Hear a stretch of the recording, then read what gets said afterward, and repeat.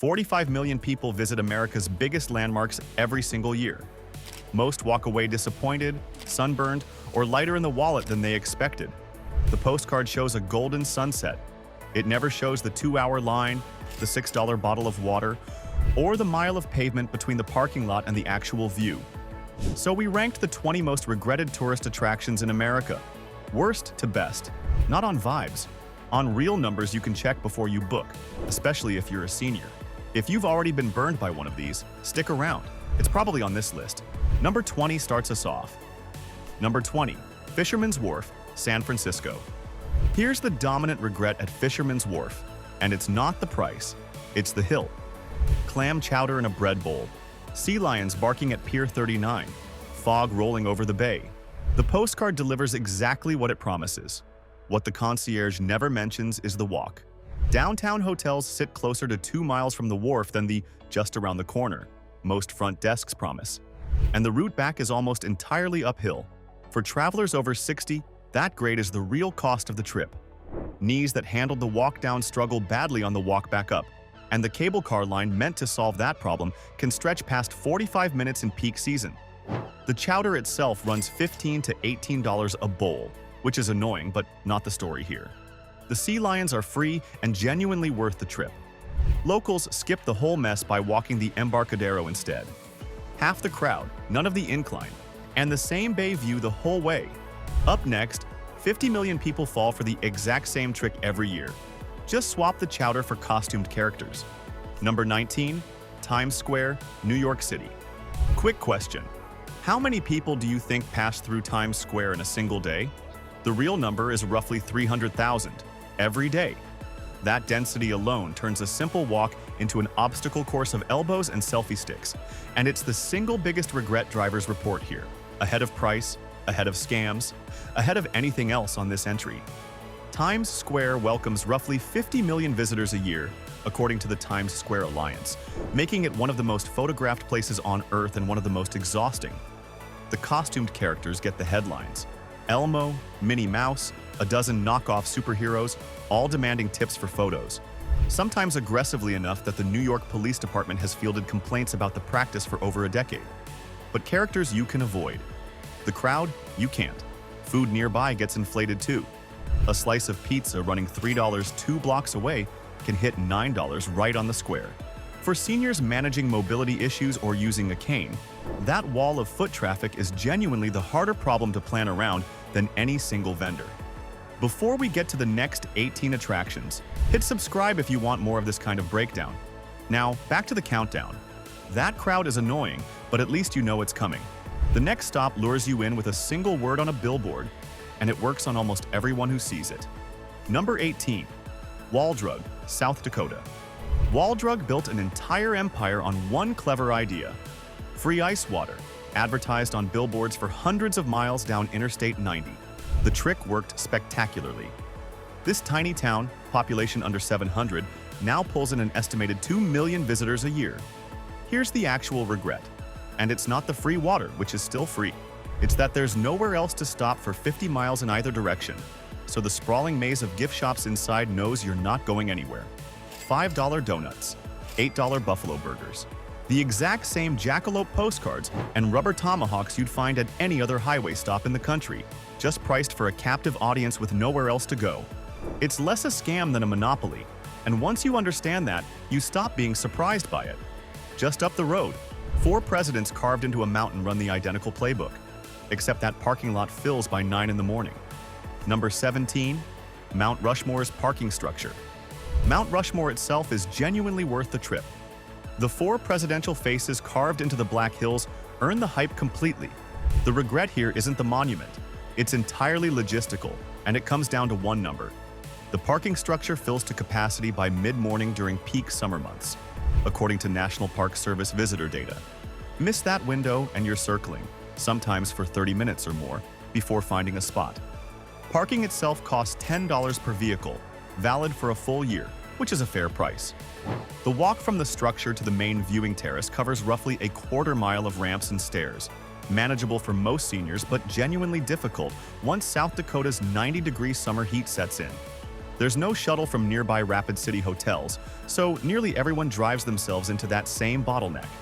A handful of hotels do offer early shuttle pickups timed ahead of the crowds. You have to ask directly, because the front desk rarely volunteers it. Arrive before 8 and the entire regret disappears. Arrive at noon and you'll understand exactly why this one made the list. But the next stop on this list can't be fixed by timing alone. It just spreads the same problem over a mile and a half of sidewalk. Number 16. Hollywood Walk of Fame, Los Angeles. More than 1.5 miles. Over 2,700 stars. That's the scale of the Hollywood Walk of Fame, and it's also exactly why most visitors regret it before they reach the halfway point. Because in practice, that stretch is mostly sidewalk grime, chain stores, and a genuine safety issue most tourists don't see coming. Street performers dressed as Batman or Spider-Man will pose for a photo, then demand payment on the spot, a practice the Hollywood Chamber of Commerce has publicly warned visitors about. The bigger issue is pickpocketing. The Los Angeles Police Department has documented a persistent pattern of it in the dense crowds near the TCL Chinese Theater, right in the heart of the walk. For seniors, the sidewalk itself adds a second hazard entirely separate from crowds or characters. Long stretches are cracked and uneven from decades of foot traffic, a real trip risk if you're watching the stars instead of your feet.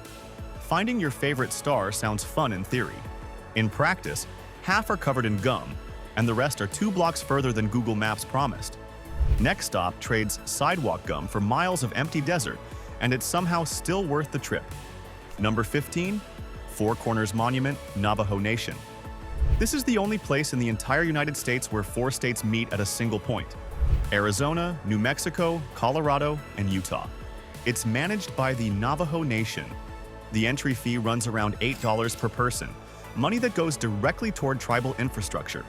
This is a fact many visitors don't realize until after they've already grumbled about paying it. The regret here isn't the fee at all. It's isolation, plain and simple. The monument sits in one of the most remote corners of the country, a minimum 2-hour drive from the nearest sizable town in any direction, with almost no gas stations or restrooms along the way. For senior travelers on a road trip, that isolation demands real fuel and restroom planning, not the kind of winging it that works fine on an interstate. Most people who make the trip describe the same letdown: stand in 4 states at once, take the photo, then wonder if 2 hours of empty desert road was really worth 90 seconds of geography trivia. Bring your own water. The next stop runs the opposite scam entirely: 300 miles of billboards for a 15-minute payoff. Number 14. South of the border, South Carolina Drive. Interstate 95 through South Carolina and you'll see them. Hundreds of billboards, starting as far away as Virginia, all counting down the miles to south of the border. That's the entire pitch, 300 miles of anticipation. And here's the twist nobody expects: what waits at the end almost never matches what the drive built up. A sprawling, dated roadside complex built around a sombrero-shaped tower, rows of souvenir shops, and a theme that leans on tired stereotypes many travelers now find genuinely uncomfortable rather than kitschy. The place has been fading for years. Local South Carolina news outlets have reported declining visitor numbers, and a fraction of the shops still operating compared to its 1970s peak. For seniors who remember it fondly from decades of road trips, the version waiting today often feels closer to a half-abandoned strip mall with a giant sombrero bolted to the roof. Most people are back in the car within 15 minutes, confused about what exactly 300 miles of billboards just sold them. Coming up, 12 million people a year hit a mountain town with the same problem, plus an hour-long wait for pancakes. Number 13. Gatlinburg and Pigeon Forge Strip. Tennessee Gatlinburg and neighboring Pigeon Forge sit right at the entrance to Great Smoky Mountains National Park, the most visited national park in the country. It draws over 12 million visitors a year. The park itself is free and genuinely spectacular. The strip leading into it is the actual regret, and the dominant reason is traffic, full stop. Bumper-to-bumper congestion, wall-to-wall mini golf courses, and restaurant waits past an hour are simply the norm during peak leaf season in October. That traffic matters more for seniors than it sounds.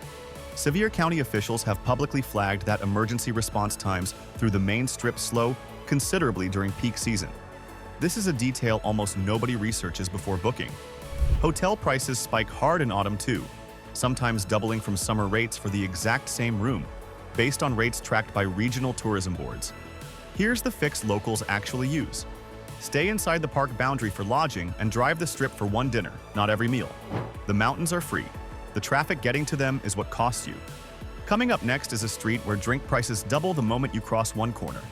Number 12. Bourbon Street, New Orleans. Bourbon Street is loud, colorful, and genuinely part of New Orleans culture. It's also one of the most heavily documented pickpocketing corridors in the entire city, according to New Orleans Police Department crime data released annually. That's the dominant regret here, and it's a safety one, not a pricing one, though the pricing doesn't help. A hurricane cocktail running $8 2 blocks off Bourbon can hit $15 to $20 directly on the strip, arriving in a souvenir cup you're expected to pay extra for. For seniors, the real danger is underfoot. Uneven, historic brick sidewalks combined with dense after-dark crowds create a genuine fall risk. This is something that's easy to overlook with flashing lights and live jazz pulling your attention elsewhere. The fix is absurdly simple, and almost nobody uses it. The French Quarter has quieter, safer, more historically rich streets just one block over in nearly every direction. Locals will point you there in about 5 seconds if you ask. Most people leave Bourbon Street with a great photo and an empty wallet. The next stop runs the same play at twice the scale. Number 11. Niagara Falls, New York side. Here's a detail that catches an enormous number of first-time visitors completely off guard.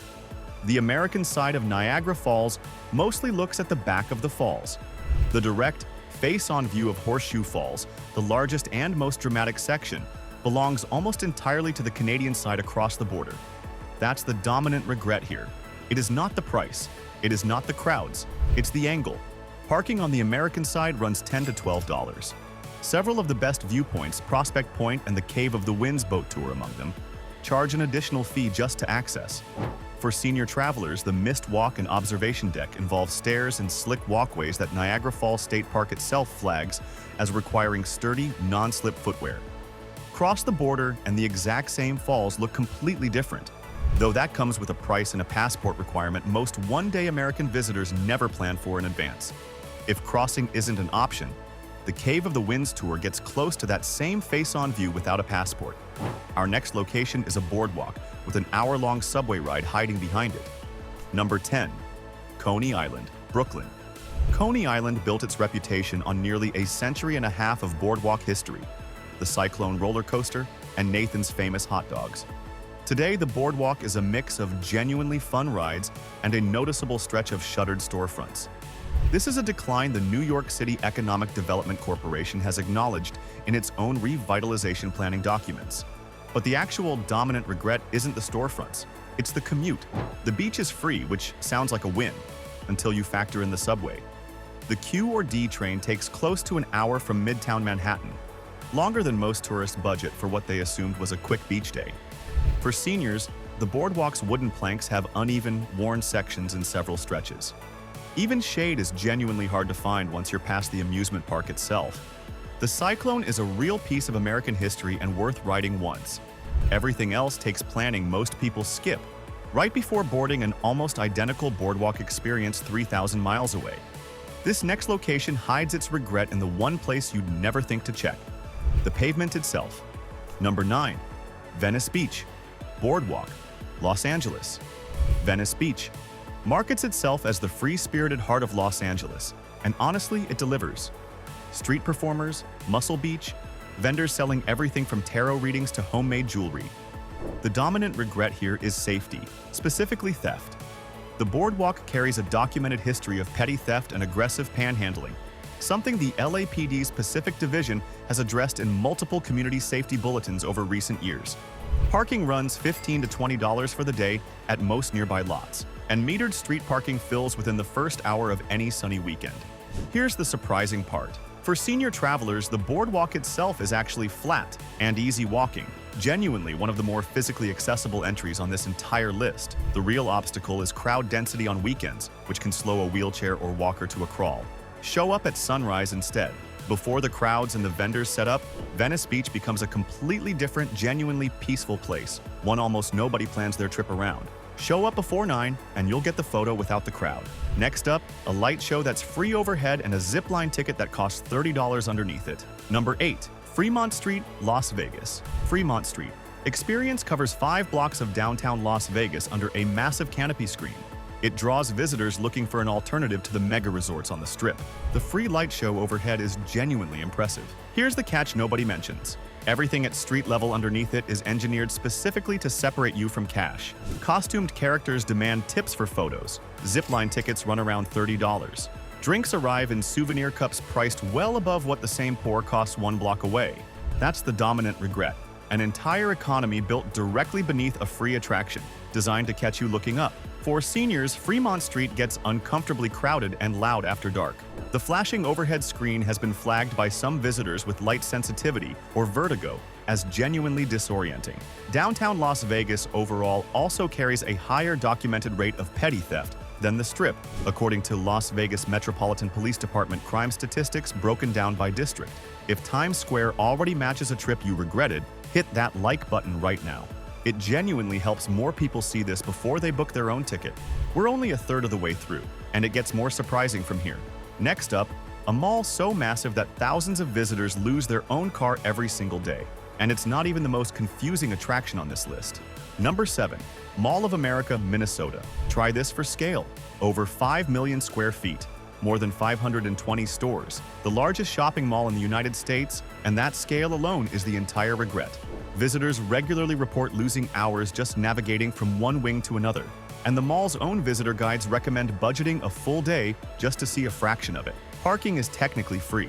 This sounds like a win, until you learn that the 4 parking structures are so massive that thousands of guests lose track of their own vehicle every single day, according to mall staff interviews with local Minnesota news outlets. For senior travelers, the walking distance between anchor stores genuinely rivals a small airport terminal. The mall does offer rentable mobility scooters, worth booking ahead rather than discovering the option once your feet already hurt. It's a mall, a genuinely enormous, well-air-conditioned mall, in a state that also happens to have some of the most beautiful lakes in the entire country, sitting just outside the parking lot. Download the mall's map app before you go. It's the one thing that stops the classic hour of wandering in circles looking for the food court. Next up, 10 Cadillacs buried nose down in a Texas field. Free to visit, and somehow still a letdown. Number 6. Cadillac Ranch, Texas 10.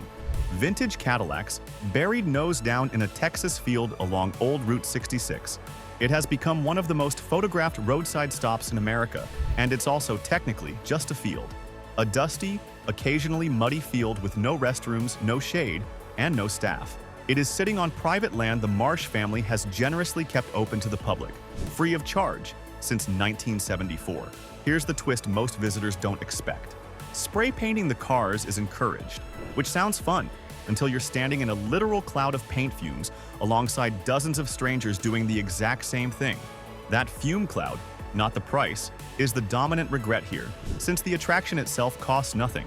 For seniors, the walk from the roadside parking area covers loose, uneven dirt for about a quarter mile, genuinely tricky footing after any rain in the days prior.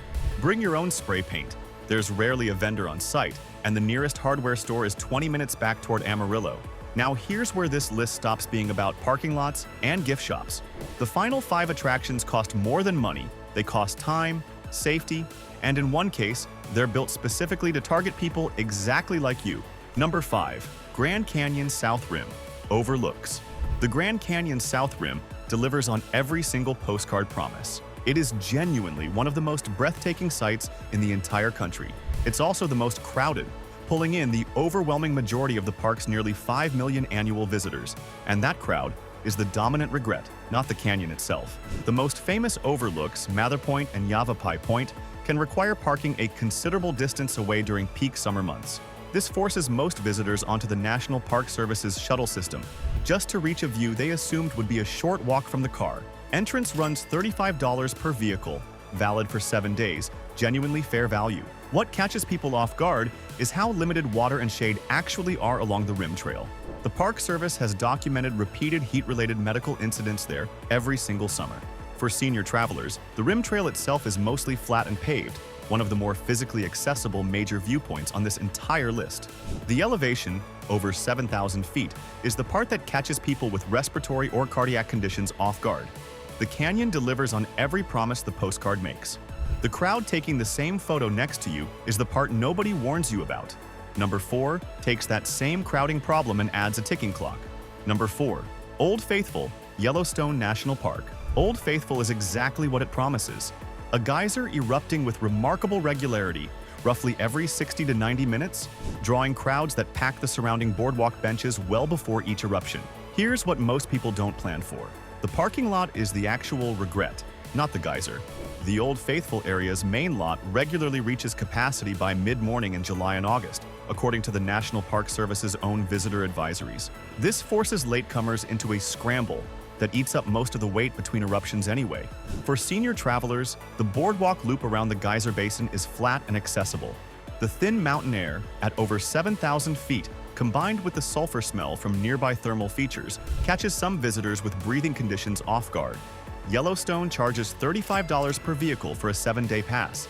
Old Faithful is only one geyser, among more than 500 in the park, a fact most day trip visitors never get far enough to appreciate. 90 seconds of eruption, surrounded by a crowd that arrived an hour early just to save a bench. From here, the regret stops being about waiting and starts being about paying for the privilege of waiting. Number 3. Alcatraz Island, San Francisco. Alcatraz, the former federal prison sitting in San Francisco Bay, is a genuinely fascinating piece of American history, and the National Park Service does an excellent job with the audio tour once you're actually on the island. The regret is entirely about getting there in the first place, and it's a scarcity problem, not a quality one. Ferry tickets through Alcatraz City Cruises, the only authorized operator, routinely sell out 2 to 3 weeks in advance during peak season, at $45 to $50 per adult. Miss that window, and here's the trap waiting for you. Third-party resellers online routinely mark up the exact same ferry tickets by 50% or more. They charge tourists double for access that costs the same $45 everyone else paid weeks earlier. For seniors, the island itself involves a steep uphill walk from the dock to the main cell house. This is roughly the equivalent of a 12-story climb, though a hop-on tram is available for an additional fee for those who need it. If Alcatraz is on your list, book the ferry the day you book your flight, not the week before. If you're planning a trip around any of these attractions, comment the city you're headed to below. We read every comment, and we'll tell you exactly what to book ahead of time. Number 2 isn't about a shortage of tickets.